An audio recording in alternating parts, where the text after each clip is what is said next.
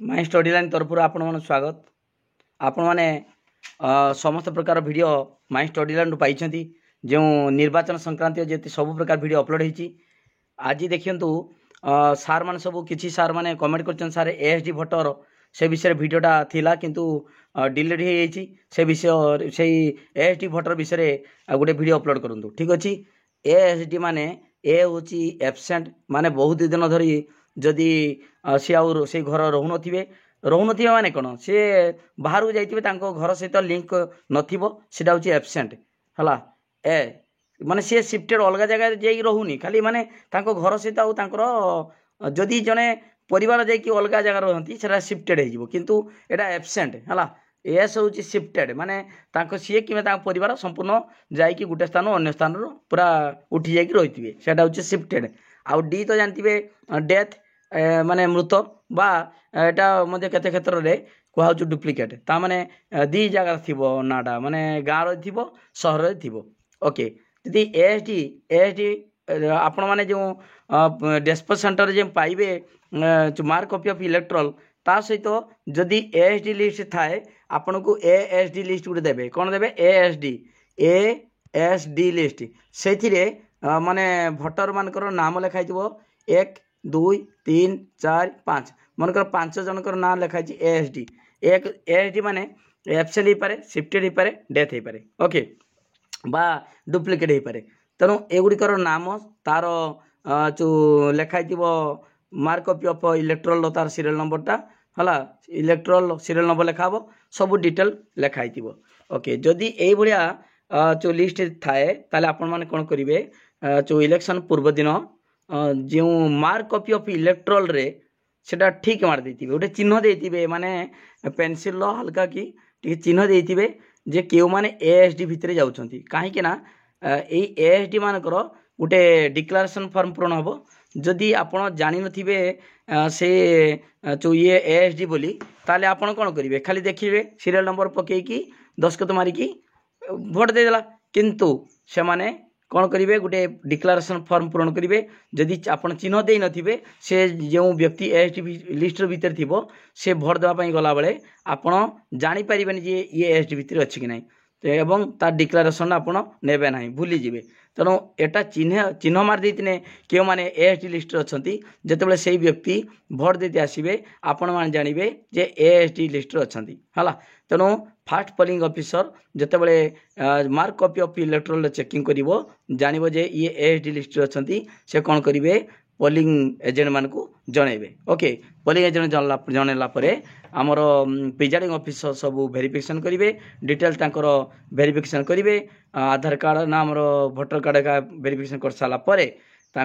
गोटे declaration form पूर्ण करिया पड़ो डिक्लेरेशन फॉर्म देखो डिक्लेरेशन फॉर्म यहाँ हूँ annexure 16 declaration form annexure 16 declaration देखो form of the declaration by the electoral whose name is in absentee shifted और डेड लिस्ट जदि थी है तेणु जो कौन करेंगे ये माने पूरण करेंगे I hear bye solemnly to declare and affirm that I am the same person whose name appears at serial number जे कि मु सही पर्सन सही व्यक्ति मोर सीरियल नंबर लिखिए सीरियल नंबर के थी आमर मार्क कॉपी ऑफ इलेक्ट्रल थी ऑफ पार्ट नंबर माने बूथ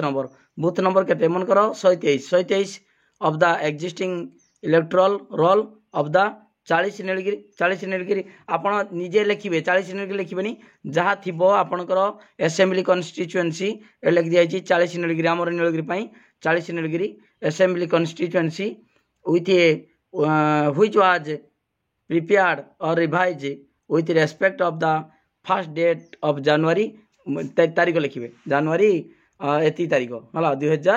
2024 बा 23 जहाँ लिखिए है जो 2024 एज ए क्वालिफाइंग डेट